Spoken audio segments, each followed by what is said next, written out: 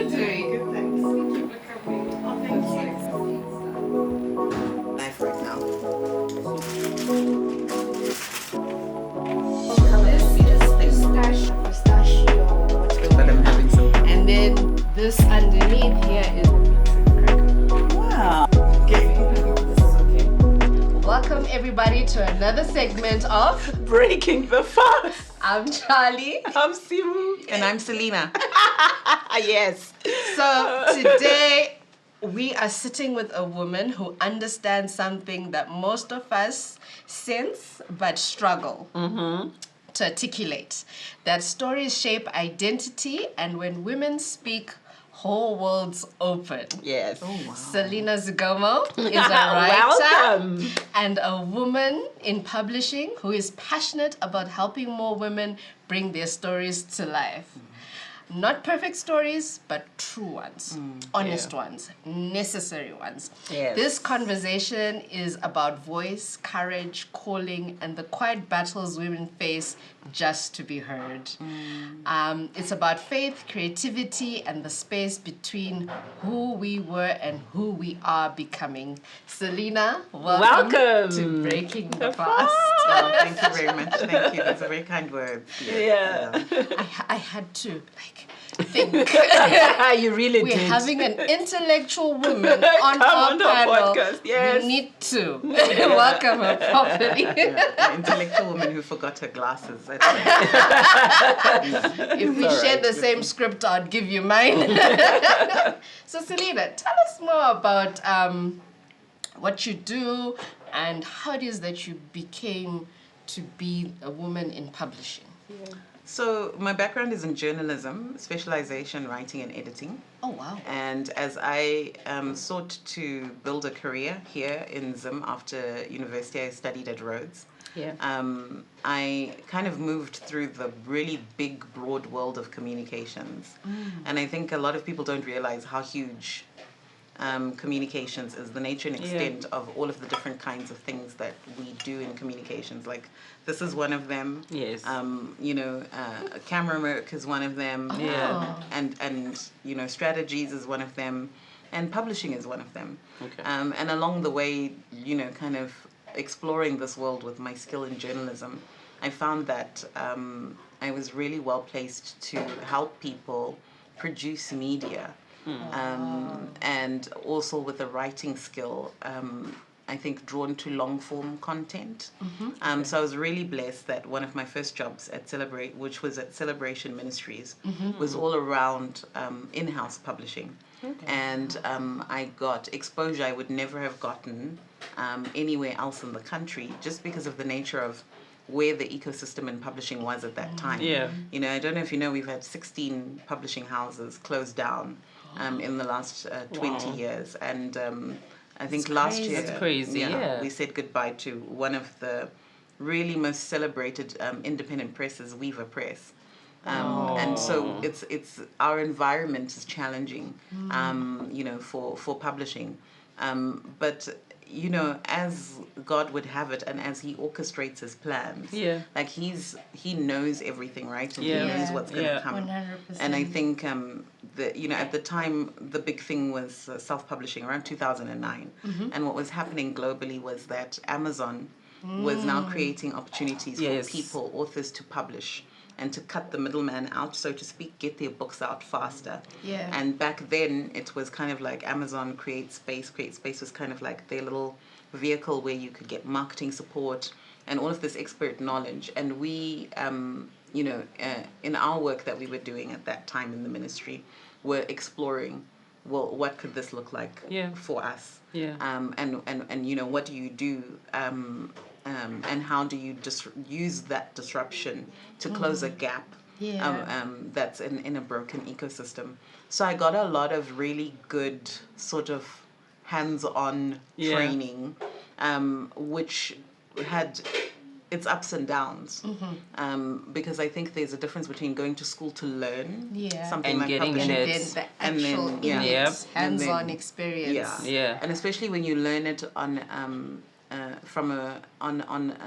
or in a part of the sector that's very niche, and that's very much still emerging. But I learned a lot, and I learned the best kind of lessons. And I did some really good work that I'm proud of. Yes. And then afterwards I kind of went back into the communications field, but it was kind of like falling in, when you fall in love with someone and then you break up. Yeah. And then you're like, but I still think about this person. Yeah. And like I found, I was like, what is wrong with me? Why am I I like my work. I'm working on brand strategies. I'm doing these campaigns. I'd even worked on a publication with Alpha Media Holdings where we did a concept around celebrating successful women. Yeah. And we called it Heartbeat of the Nation. I love that. It was so fulfilling to come up with the concept. And Rita at the time, who was at the helm, gave me and my partner Mudiwa Zamchia that platform to be like, okay, let's do this, and it was lovely. And to see that come to life, because we serialized the stories in the newspaper, then we did the publication. It's online, and then we did a little celebration at the end of it. Nice. And to see so many other people come on board, it was a really wonderful thing. But something in me was still but is this all there is? Is this what I want to do? And what about that thing? And maybe is that really over? And I was really I love sick for books and publishing. Yeah. I think that's how I would describe. That's how I felt when I was like, okay, this relationship is going to be hard in this environment. It's not going to be a honeymoon marriage. Oh, wow. It's not going to be a fairy tale. So it's not going to be a fairy tale. Yeah. This is kind of going to be more more want. like a romantic drama. The love is there, but there's definitely drama. Like the fixer. It's going to be intense. So Selina, melodramatic. Before we continue, we call this podcast Breaking the Fast. So there's food. As we talk, we indulge. I know. But Charlie can take us through the first. Charlie, what do we have today? So I've got a pistachio custard. Yeah. And then I've got some peach cooked in some tea, some vanilla chai. And it's pretty. It's very pretty. And some cinnamon and nutmeg in Almost there. too pretty to eat. That is the idea. You get it. And then I put coconut cream. Because obviously we wanted to do something dairy-free. Yeah. And then some roasted nuts with maple syrup and some vanilla chai tea on I'm it. always eager to try these things. I know. And Okay, always but Charlie, eager to you eat. said, you said the pistachio custard, and I thought custard is something you make with dairy. So how did you make this that? didn't have dairy. It's one of those things that you just pour out of a that box coconut. kind of thing. Pour out of a box. The coconut. Right? The coconut brings everything together. And we were actually scared when I was creating this, because this is a first, whether that coconut was going to work with the pistachio and the peach. It's working. It's working. Yay, it's working. Shout out to the butler chips. This is gorgeous. Oh, sure, good. Okay. So is this inspired by me? Inspired by you. I really had to dig deep into my archives of stuff we haven't cooked before, but make it fun. Make sure that we're And meeting dairy-free. the dairy, the nutritional, dietary restrictions and everything. Let's make sure, Selina really enjoys It's comfortable. No, I am enjoying it. This is absolutely gorgeous. Yeah. I'm so impressed. But Selina, what do you think are maybe some of the challenges that women face, or even people that want to write books, get into their stuff published? What are some of the things that you've seen as you work with people who are trying to get their stories out? Okay, so I guess let's think about it in layers. Yeah. Right? So I've done over 40 books with different people. The bulk of my writers are female. And then, when I went on to do the book club, I interviewed 60 African female authors from most of Africa. Wow. Right? And one of the questions I would always ask them is, what have you learned about the publishing industry? What do you see? Yeah. And I think the first thing is, a lot of women will come to me, and the first thing we have to address is permission. Should I be writing and publishing? Who am I to write the story? And I've seen it in different faces. Sometimes it will be a partner or a close associate of that person saying, "Oh, why would you write a book?" Oh. Yeah. What do you have to, to give? Yeah. What do you have? What to story give, do you right? have? And then for other people, maybe the face of that is, but I didn't do well in English at school. I didn't get good marks in composition. Like, what is this about? I'm in a different field. Can I really say that? Can I really talk about this? I think it's that whole thing of credibility. And everybody wants credibility and legitimacy in whatever they do. And you can get that through experience, you can get that through education, you can get that through both. But I think the beautiful thing about writing is that no one can take away your voice. And voice is that is what makes good writing. There are hundreds, thousands of people who are great chefs, but Charlie's voice is unique. What is it about her background, her experiences, her personality, and the journey she's traveled so far that's not linear, but very organic, that then brings and shapes the food she creates, how she handles it, and her philosophy around it, to then present these meals that nourish, that gather people together to connect and have conversation. Yeah. That's very, very different, and that's very unique. And so one chef is not another. Yeah. And then I think if we go a step beyond that, let's look now at audiences, let's look at the way the media industry functions, let's look at representation and identity. Yeah. When we did the book club, I was like, I want to know if women have the same story. Is it all he beat me, he hurt me, he left me? Yeah. What is the African woman's story? And yes, I did come across the he beat me, he left me, he hurt me. And he stole money from me, all of those ones. African women are really leading very interesting, diverse, rich, textured lives. And unfortunately, the world stage, because it will only give so much room, or in the past only gave so much room to a small group. We kept coming back to the same names. But I think the book club, the call for the Tando book club was, we need to find a new guest every Wednesday. And like clockwork, Wednesday 7 p.m., there's going to be a new face, and we're going to be talking about those people. And we went across all of the categories. And so I think the other challenge is finding spaces where being African and female and an author and published is, I don't want to say common, but natural and normal. Yeah. Because I was going to ask that, can anyone be a writer? Can anyone have a book? Yes and no. So that's fair. Yes and no. So and I think to me it's maybe a question about timing. Okay. So you can be a really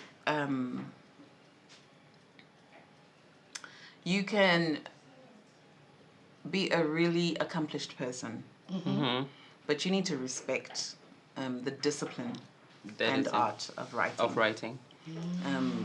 Because once you write to be read, you are no longer journaling. It's not your social media page. It is you inviting an audience to have a relationship with you. And that means that there are some negotiations around meaning Yeah.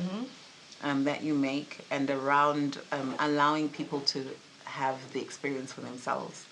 And so if you're not going to dedicate the time to make your writing readable, no matter how good you are or how remarkable your story is, Yeah. then maybe you're not ready. But tell me, in that respect of the writing, there's so much AI software out there Yeah. right now. People writing books in 2 days. When you'd hear, oh, I took 2 years Yeah. or 5 Or it years took to me write 6 a months. book. Yeah. And then someone is taking 2 weeks to write a book with the aid of AI. How is AI impacting how books are being written? So anybody who's writing a book with AI in 2 days, Yeah. if it's a good book, they've probably invested 2 years in mastering the tools of AI Yeah. to be able to get that result. Okay. And that's what I've discovered, and that's what Yeah. I'm learning, as I am also finding out how I want to live and work with AI in my work. Yeah. But here's the thing with AI. AI is a tool, and it is the master of the tool that determines What the quality, tool can do. of the output. Yeah. Yeah. So if you have always been lazy, AI is not going to make you hard. It's not going to make it. Yeah. If you have always been sloppy, it's going to come through in your AI, in whatever you produce with AI. And so yes, AI is an Say it louder for the people in the back. It's not a shortcut. It's not a shortcut. Yeah. And I remember having that conversation with you, and he was saying, if you really use AI and you look at even the stuff, the results that it gives you, then you just know it's the beginning of the work. yes. It's not the end of the work, actually. Yeah, so AI is making my work easier and better in many Yeah. different ways. But I'm still working, and I'm Yeah. still working very, very hard. And I'm skeptical of anybody who is talking about AI in the narrative of, Get it quick done. Yeah, it's kind of like get Oh, it's rich. generated for me what Yeah. I wanted. Or I just put a prompt and then it did No. all the work for me and I didn't even edit anything. Yeah, that's not a Yeah. healthy relationship with anything, right? That's good, yeah. And so That's good. the AI works best with the mind at work, Yes. and what it will only do is make the gap between the lazy and the hardworking bigger, the not so smart and the intelligent bigger. Yeah. Because you know what, if somebody is entering the market and playing to win, Yeah. and they win, that's not necessarily about the fact that they used AI, Exactly. right? They're just going to win, and how they use AI is with that determination to win. If somebody's entering the market and they're playing to play, then that will be, AI doesn't change Who you those are. principles. Those principles, yeah. Yeah, and those things are always going to be true. So there is sweat that is involved. There is thinking Yeah. that is Yeah. That's involved. involved. And there is an understanding that people need to have that you are the master of the tool. Yeah. And if the tool is mastering you, Yeah. then now you have completely gone adrift. And it's time to maybe That's good. switch off the Recenter, internet switch off. and go Yeah. touch And- grass. Come back to reality. Yeah, Yes. just go do something else. Yeah. So I don't ask AI what I should do. I tell it and instruct it what I want to do. I can work collaboratively with AI to give me ideas, but I mean, to date, I've not liked an idea that AI has It's given given me, you, okay. in brainstorming. But I think that's just because I'm a person who loves that part of the process, the creative process. And then I've seen people work with AI that will start from the brainstorming process, and then they're like, and then they still kind of bricolage the pieces they like. Yeah. Yes. And then Tailor it to develop who that you are. differently and all of those things. So I Yeah. think people are using it in incredible ways. I think it's an incredible opportunity. Yeah. But just like the gold rush, just like television, just like all the other innovations that we have had, because we are beings created by an intelligent creator. Yeah. We need to realize that there is an order. There's an order to it. And when we are out of order, we can't expect to have good results. And these celebrities, Selina, that are always churning out books, are they writing these books? How do you want me to answer that? Because you know, everyone is writing a book, and I know there's a process, and I know, is there such a thing as getting somebody else to write a book for you? Tell them your story, and then they come up with whatever, and then when they're done, I can go through it, approve or not approve, and then I give it back to them. Yeah, so that's ghostwriting, and that's something that we definitely do at Ngano. Okay. So at Ngano, we help people get their books published, right? Okay. But they are the publisher, and you can come in with an idea, and we can take you all the way, or you come in with your thing, and then we say, okay, how do we make this publishable? Yes. That's in a nutshell what we do. Yeah. Now, so I can come in and say, Selina, I want to write a book about honey. This is what I know, and then I give it to you, and then I walk away. No. Oh. That is absolutely, that is not what happens, right? Okay. And there was a big misconception, I think, because when I started, I used the word ghostwrite a lot. Yeah. But actually in the industry, that term is morphed to collaborative writing. Okay. And this is to go back to AI, where AI comes in. Yeah. The collaborative assistive process. Yeah. And I think with a lot of celebrities, a lot of people who don't have time to write, it's a highly collaborative process where perhaps there is a writer who does the outline and the structure of the book. Then there's a writer who does the writing, the words, right? And then there's maybe an editor who's sitting with the big concept. And then maybe there's a proofreader. But for that book, here's the thing, is that publishing is an industry. There is a business behind books. Yeah. So we do that with celebrities because we know that there will be an audience. They come with a ready-made audience. There will be people who will buy that book. Yeah. Who maybe have don't even like reading. Yeah. But they will buy a book about A. Will Smith. Yeah. Because it's a book about his life, right? And this is the business behind the books. What are you selling? But because that the business is operating within a sector with rules, just like with any other product, quality is the bridge to the customer. Yes. So you can have a celebrity do a book, but if it's not written well, and like that book is not going to do its work, right?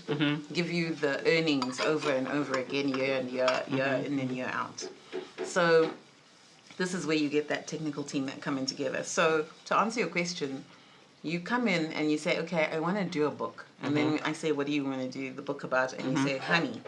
And then I say, okay, let's talk about that. Yeah. And I listen. And what I'm listening for is, are you credible? Is this the right time for you to be putting out the book? How do you know what you know? I'm assessing those things, right? Okay. And then I reflect back to you what you said to me, and I say, this could be the structure of that book. Okay. And then you say, you got me right, or no, I think we need to do this. The minute we start having that engagement, what's happening is I'm drawing out from you the story that is there. The thing in you that said in the middle of the night, I want to write a book. But I don't really know how. I'm now drawing that out of you. I see. And that is the collaborative process. Okay. I'm coming with the skill and I'm drawing it out of you. And as I draw it out of you, we start to answer the questions around permission. Should I? Am I able to? Am I worthy? Is it right for me? How much do I know? We start to identify your voice. What is it about me that makes this unique? There's nothing new under the sun, but there's never going to be another Simo. Yep. And that's where we get the voice. Yeah. Then through that, we start to say, okay, who is going to connect to this? We start to see the audience. Is this thing going to be sellable? Because nobody wants to go through the pain of writing a book. And they're not selling. And then, like, be sitting there, you know, with the books and not being read and not being in readers' hands. And we go through that whole process. Yeah. Some people describe it like being a midwife. So some of my clients definitely connect to me within that kind of relational framework. Like, they have something in them that needs to come out, but they need to be birthed. somebody to help So them when birth the did you process. realize, Selina, that I have a book in me? I still have my book in me. But and it has its time in which it will come out. But I think what has been interesting is the child that Ngano is. I mean, I registered that company in 2017. 2017, wow, okay. So what are we now? 8 years old, right? And it's been a wild ride. And, as I'm getting older, I, like every female entrepreneur, oscillate between I want to burn this business down. Yes. Right to the I'm to the tired. ground. I don't want to do away this anymore. with the ashes Yes. swirling behind, and just like walk into the sunset. Like, I am done. Yeah, and like bake pies barefoot. Yeah. Just and then there are the really rewarding times where I'm like, okay, so Lord, I'm not crazy. We are doing the thing. And I think it's every time an author has been like, I needed you to help me draw out the story. Every time an author is like, I'm so grateful, for the book. And the thing is, my business is 95% referral. I don't advertise. I don't have a website. I mean, I printed business cards once, and I think I still have half of them somewhere. So it's 95% referral, and there's a little core group that are repeat customers, and so that then made me realize, okay, I'm building something that has meaning, and in that building a life that also has meaning, and it's hard.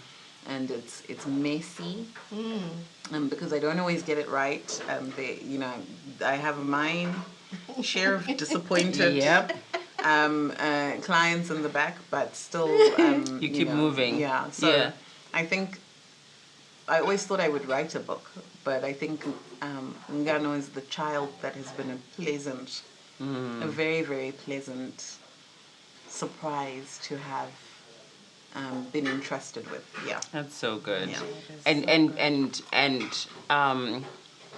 how have you managed to balance? I mean, if you had difficult clients who ask you to write interesting things, and you keep talking about God, so I mean, how has that come into your business? And also, like, if you've had people that want you to write interesting things, and then you're like, but do you choose who to write for? Do you choose what to write? Do you choose, the books you want to publish? Or you just, whoever comes, and if it's sellable? And then God, how does God play, a role in your business? I used to worry a lot about conflict of interest in the beginning. Yeah. And so I would lie awake at night and be like, what if somebody comes and they want me to publish a dirty novel? Yes. What am I going to do? What am I going to do? And all of those things.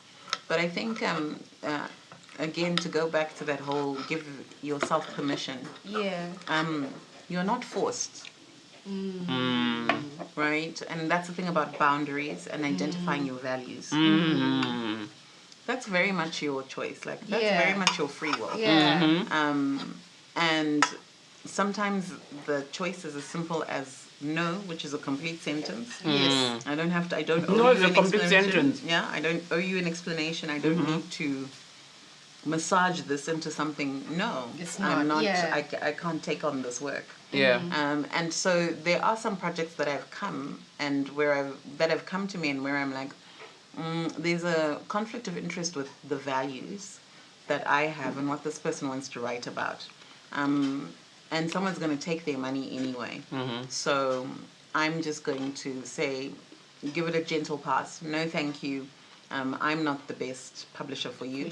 And then I send them to somebody who will do the work, because I don't have that kind of power. I'm not going to be able to be like, stop. And I also don't know what journey they're on in their life. And then so I've done that, and as my network has grown, it's easier because I can be like, okay, I really think this person, would be good. Would be good for But you. I, in that, look for the opportunity God has given me to minister to that person, because that person has come across my path for a reason. Yeah. And maybe in that brief encounter, serving them with excellence and being respectful to them, listening to what they have to say, honoring their dream in whatever form it is at that moment, and giving them good professional advice is a seed that might bring them back to me in the future for another conversation.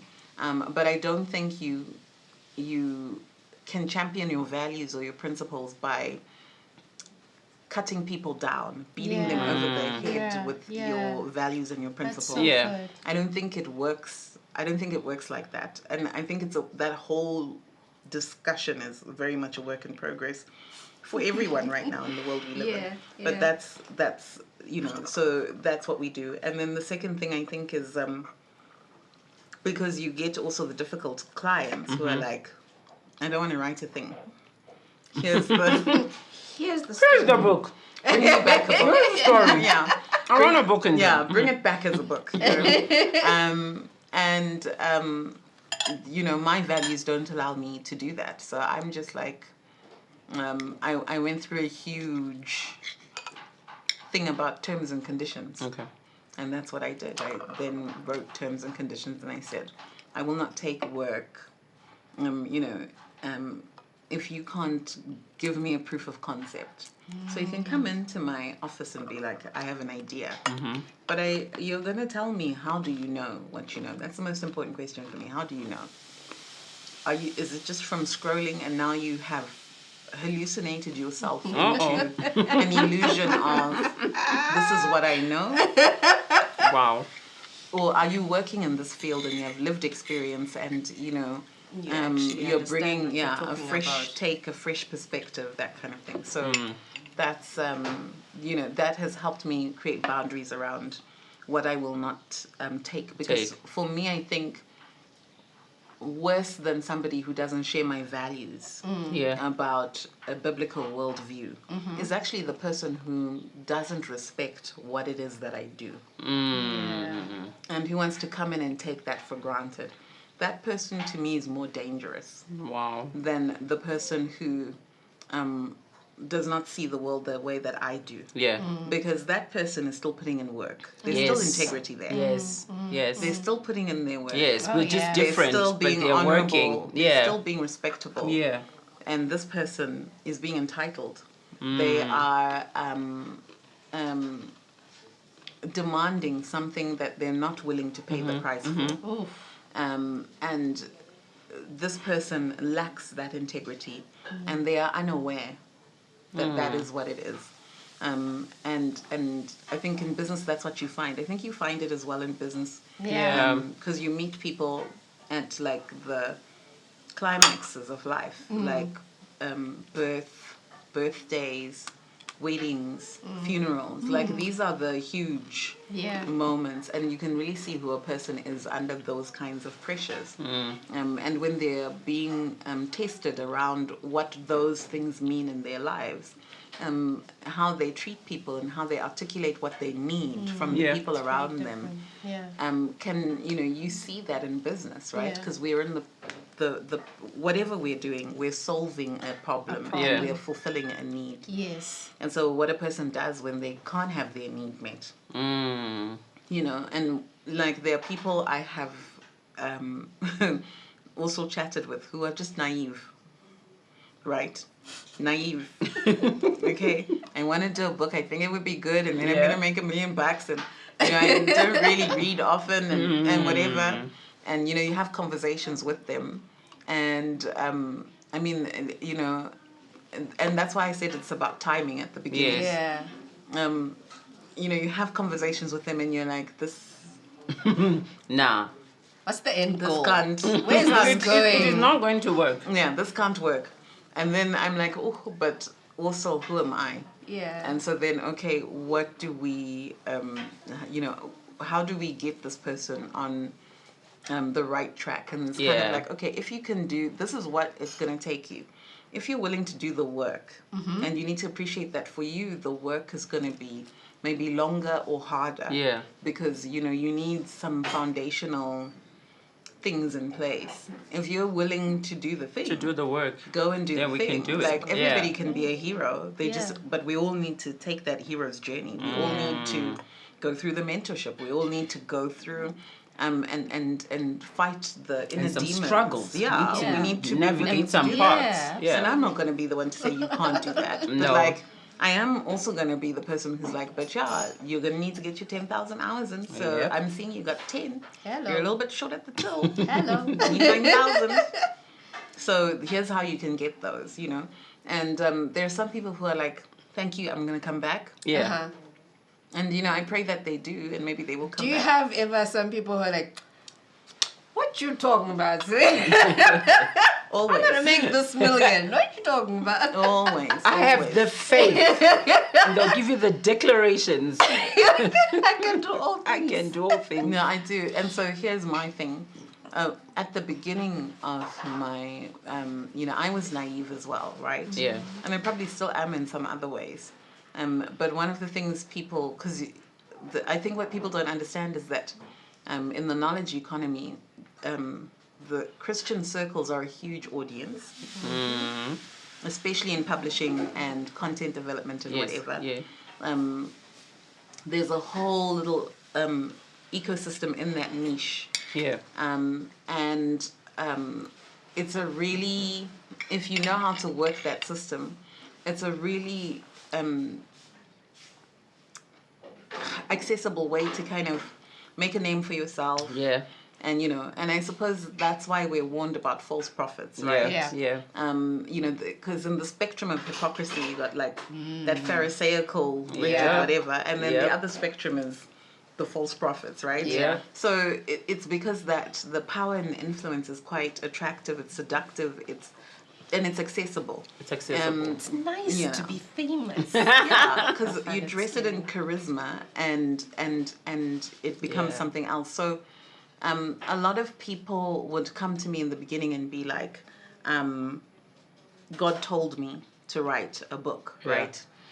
And then I would be, so initially, in my very naive days, I would be intimidated and I'd be like, Yes.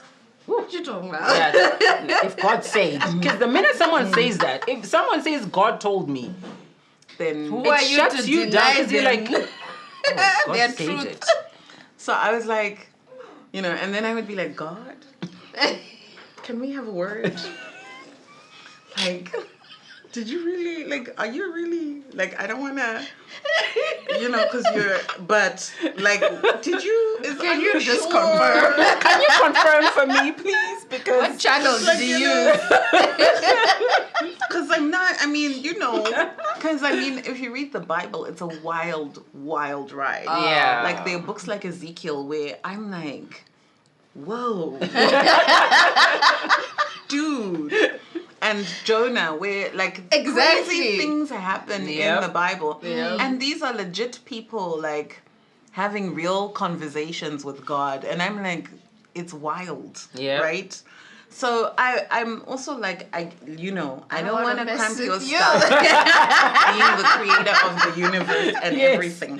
Yes. And here I am, just wondering, this little girl from Zimbabwe. I don't want to be like, but are you sure? Because I don't even know. yes.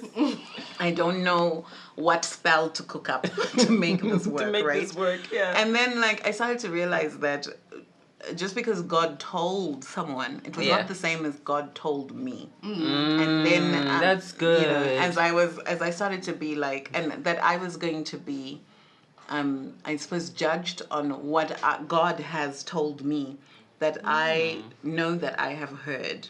And so then that gave me a little bit more confidence to be like, because you go down that God told me rabbit hole with a person. Mm-hmm.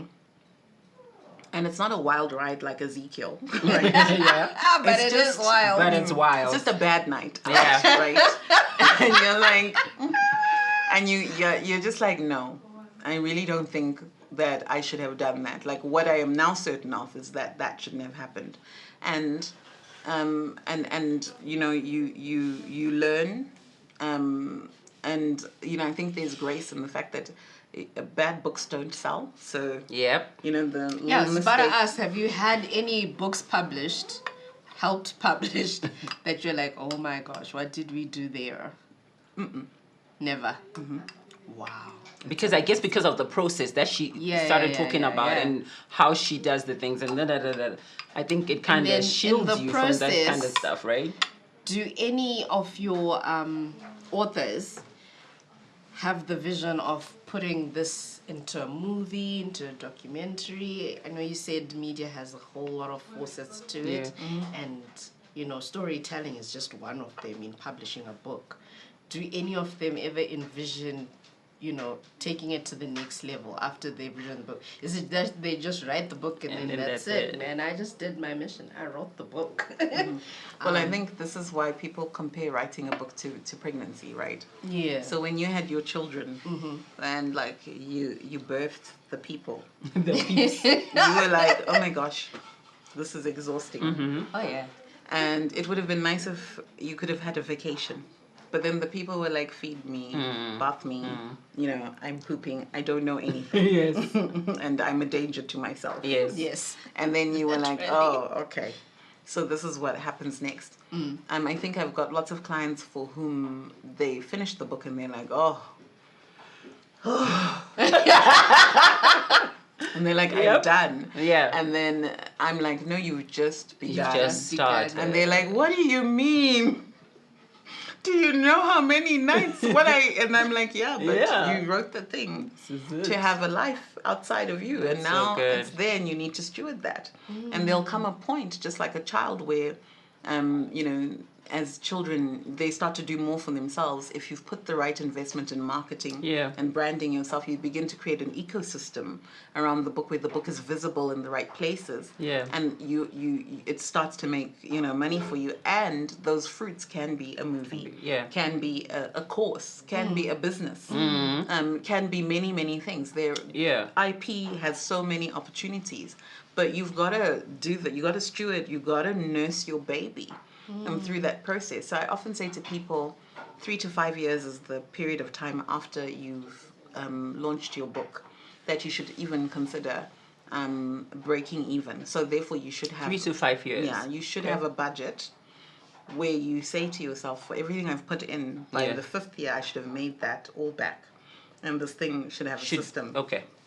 Then you got something that can be out there, because by then it should also have a following, an audience or something, and then it should be already speaking back to you, much like your 5-year-old does. And whatever, and you're like, oh, this kid is a brat, or oh, this kid is an angel. Oh, I think this child is going to be like whatever, and it manifests to you its potential and what is the seeds that it has to reproduce. And it says, I'm going to be a movie, or it says, I'm going to be a this and a that, and you do that. And so I think those organic journeys are interesting, and I do have a few people who are like discovering that. I've got one lady who launched a counseling practice based off of her books that she's been doing, and then was able to retire, and she's thriving and happy in that new world she created from her babies. And then, you know, I've got others who use their books in mentorship, which I think is a wonderful way to kind of get reproduction out of your books. Yes. I don't do very many fiction books, but right now we're doing some new work around creative nonfiction memoir, and I've got 1 or 2 people who've got the potential for their books to be, you can see it already, to be a movie or to be a documentary. Yes. And who have, I think, appetite to pursue it that way. But we're still in the hurdle of birthing the child. Okay. And going back to women in publishing in Zimbabwe, do we have a lot of those? We have, well, strangely enough, but maybe that's just because, you know, I see women, right? Yeah. So I come from a family of women. I've got 4 sisters and a very strong mom. And we only have one brother who's the youngest. So he's been listening for like For a long time. Shame. He's a really great listener. But that's my worldview. Okay. So I see women. You see women. It's very easy for me to understand and Yeah. to be like, Yeah. oh, okay, maybe she needs a chocolate. You know, She needs a Time nap. out. to understand.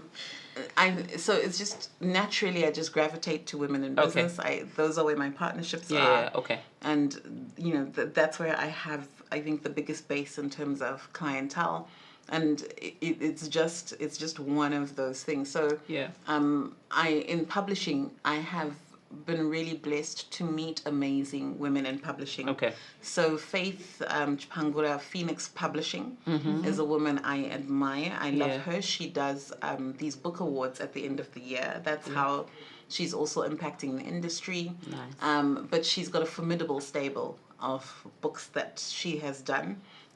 Similar to me, she partners with her clients to bring those books to work. But she also has written, she's also got, I think, 8 published titles of her own that she self-published. Nice. So Okay. Faith is very interesting to me, and Faith shows up in all the meeting spaces in the ecosystem with a really good attitude.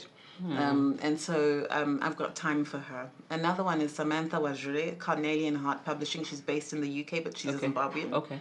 And Samantha got into publishing because she wanted to publish Shona language books. But she couldn't find anyone who would do that for her. And no one would take her books to sell unless she had a publishing company.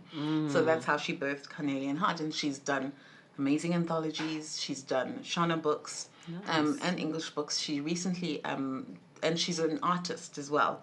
And she recently launched her latest book last year, Weeping Tomato, which was quite fascinating. Fascinating read, Samantha, and just somebody who has a passion for Zim literature.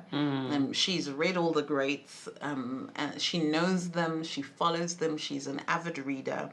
And Samantha's just really a great vibe. Yeah. As a person and as an individual. So Shout come out to to Samantha. Shout out to Samantha. And then there's people also like Irene Staunton, Weaver Press. We can never ever overlook, diminish, minimize, dismiss, disregard who she is and what she has done for the industry. And Irene, for me, is interesting because if you look at her backlist, that's anyone in publishing, we want to be Irene, right? But Irene is so open, so accessible, and Irene is not walking around being like, do you know who I am? You know? And so she's got time. You can be like, let me have a coffee. And I've seen these other ladies reach out to Irene, and I've seen her welcome them and be like, let's do this. And she's always thinking about what can we do with people, what can we do with the younger generation. So Irene, I love her to bits, and I think she's fantastic. And then Virginia Peary, she is with the International Board of Books for Young Readers, but she's an author in her own right. And Virginia, again, you can call her, she'll be like, yes, let's have coffee, whatever. Yeah. And she'll talk about the old days, which is very present with the now. And libraries are important because that's where children learn to read for pleasure. And then you get a person, you develop a person who can think for themselves long into the future. Yeah. And then I think Barbara and Kyla, I've seen and heard of her, and she's Barbara. amazing.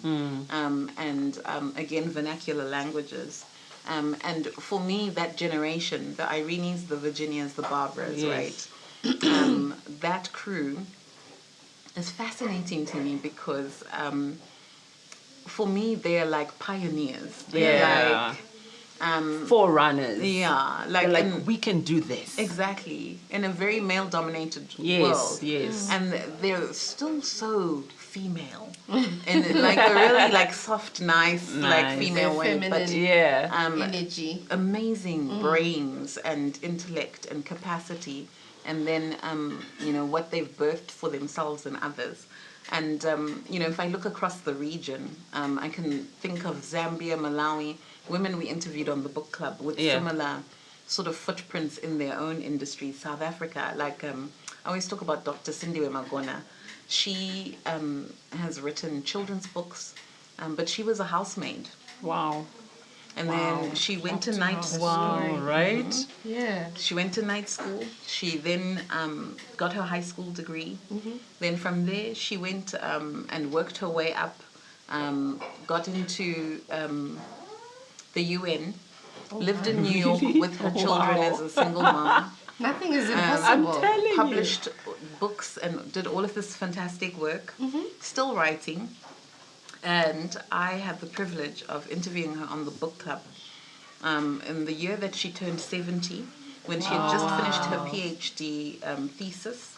Okay. After she had launched her book called When the Village Sleeps. It had been launched like the year before, 2 years before. Yeah.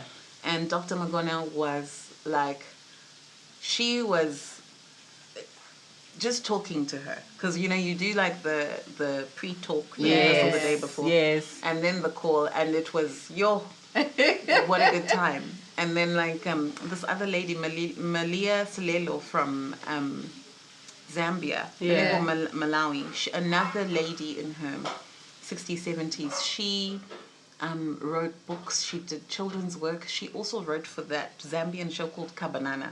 Yes. She was one of the writers for that. Yes, And I remember was like, watching "What?" Cabanana. And I was like, what? Oh my I was goodness. like, oh my God. And they're just living their lives. And, Wow. I think with the book club, what was nice is like you talk to them like this, and Yes. it's over a call, and you can hear the dog barking in the Yes. back there. And there's They're like human. They're actually human. and there's a grandchild who comes to be like, no, Gogo. Like, it's the thing like this. And so that love generation, that. Yeah. very, very interesting. What a privilege to capture Wow, their stories. But is Selina. our generation and the generation under us, like our kids, also learning from these pioneers? Is there like a way for younger writers, younger females, younger kids Yeah. to be involved in all of this? Because sometimes I feel like technology is also taking away an aspect of just reading a normal book. Yes, we can read it on the pad. Like my daughter loves reading on the pad. Yeah. I'm just like, The pleasure of flipping yeah, the book. Yeah, but I think, I think it's us. Or is that gone? It is us. It's us creating the stage Yeah. for those interactions to happen. Yes. So, through Business of Books, through the book club, that was the opportunity that was there. And I met so many women of that generation. And I think when this generation presents the stage, because we are the ones with the capacity and the ability to connect to where the next generation is. Yeah. So we are putting, the book club is very much, all of it is online. I love that. And it's there, Wow. right? Yeah. So from the TV series Yes. to the lives we would do before, it's all there It's all online. there online, yeah. So you can stumble upon it, you can find it. Yeah. And you can be there and you can listen to those stories and be like, oh, so this is the thing that's there. Yeah. And then I think with the Business of Books platforms, what we do is we're very mindful about curating an audience that has young writers, not unpublished writers, and then, these more established people, and then we have the conversation. And that's beautiful. We do that. So I think the responsibility for that next generation actually is with the generation that's on watch right now. So the It's on us. 30s to Yes. 60s. Yes. We are the ones that are the link, because Yep. we're the mothers. Yep. So we're connecting the grandmothers to the grandchildren. Yeah. And just like in a normal family, it's how often you take your child to your mother's house or your auntie's house or whatever, that then the child is like, so I have an auntie. and this is the thing, and I Yeah. come from Yeah. whatever. It's that Yeah. bridge. The mom is like that bridge. And so I think we are that generation. I'm sorry to make it so like it's all on the women. No. But It's it's okay. the parents. It's perfectly fine. Anzimusha mukadzi. And Selina, I think, like maybe to kind of tie it together is what would you say to somebody right now who's thinking, I want to write a book? Can I write a book? What are they supposed to be doing? I'd say start. Just start. Yeah. Start writing it. Because it's never going to be a good book until you write a bad one. So you have to be that's prepared good. to be bad. Okay. So And I think that's what freed me. I had to be prepared in my lovesick moment of, I'm still thinking about the books. Maybe I should do something, but it's going to be hard. Yeah. Will I even be good at it? And all of those questions. I think what did it for me was settling on the fact that even if I'm going to be bad at it, it's going to be okay. Because if I keep doing it, I'll eventually get better at it. And if I never get better at it, I'll know, because life will tell me. Yes. I'll be out on the streets with nothing to eat, and it will be embarrassing. And then I'll know that, okay, I can't do this. And it's not for On me. to something else. Yeah. And it's okay as well. And then I will bury that, and then I will move on, and I will be free from this, should I, whatever. So I would say start. Don't worry about it being good. So start to finish a manuscript. Just start, get it done. And then once you have that, I think, put yourself in a good, supportive community that will nurture you and that will help you learn beyond what you know. So there are wonderful writer communities. There's Bala Writers Community. It's online. It's got, I think it's 3 Zimbabwean girls or 2 that run that. Very wonderful. There's book clubs, Haria Book Club. There's Tando Channel Book Club. Nice. You know, the Right Space, which is run by Moset Billy. All of these things. There's even a guy who's on Instagram. I love him, but now I can't remember his name. And he's been he started this thing where he is bringing together a community of writers in Zimbabwe, and looking at opportunities for people to write and to read. So, like, do your research and find the community. And in today's world, that community doesn't necessarily have to be like, we meet on Fridays at 3 into the corner of and Jason Moyo, Josiah Tongoka. That can be a virtual network of people you follow and you listen to, and you make time to do that, because you know, you can curate your social media for good. You can curate it to learn from it. You can. You do really can. Free courses on YouTube. You can actually, like, those things are actually also available on social media. Yeah. And if you look at the numbers behind them, like, it's not just hundreds, there are thousands and hundreds of thousands of people following those spaces, and even the comments, people's conversations, because not everybody's fighting. People are like, I have this problem, and then I did this, and then I did this, like the organic, original way that the internet was supposed to be. You know, so those spaces do exist, and you can curate them for yourself, because a lot of social media is wrapped around a for you algorithm, and you can do that, and you can discipline yourself. You know, to do that. So create and build that community, because until you're read and until you're sharing that work with someone, you'll never actually know whether this is whether it's available. So I would say start and start and allow it to be bad so that it can become good. Fantastic. Like, allow yourself. Like, allow yourself to fail. To that I love woman what you always say. Who's been hiding her story. Give yourself permission. Allow yourself. Give yourself permission. Like Charlene, you're always saying perfection is a myth. Like, just don't wait for perfection. Just do. And as you go, you learn. Well, thank you so much, Selina. Thank you so much, Selina. Thank you. We appreciate you so much. This has been so much enlightening, because I've never thought of book publishing in that way, and I hope, you know, fellow listeners listening onto this will be inspired to know that, you know, there are no limits to these things. You don't have to be some type of a person to have a book out or, you know, channel yourself that way. But you know what? Just go for it if you want to do it. Thank be you willing so to much. learn and put in the work. And AI is not going to do it for you. AI isn't the devil, guys. It's also not God. So, like, just appreciate it for what it is. It's man-made. So it will have, just as we have limitations, it will have our limitations. I know it self-learns and whatever, but, you know, here's an interesting thing for you. Possibly 90% of indigenous knowledge is undocumented.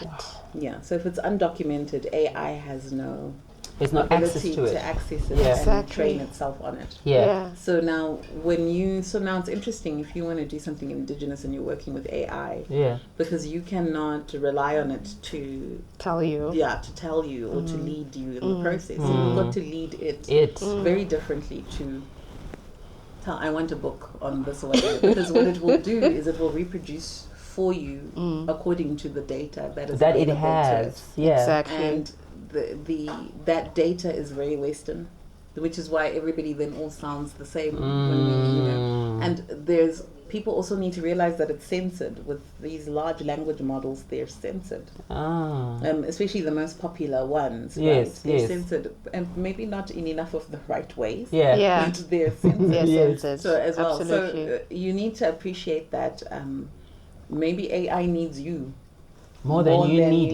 it. Yeah, you need Yeah. it, Yeah. and you have a choice. Yeah. So choose Fantastic. wisely.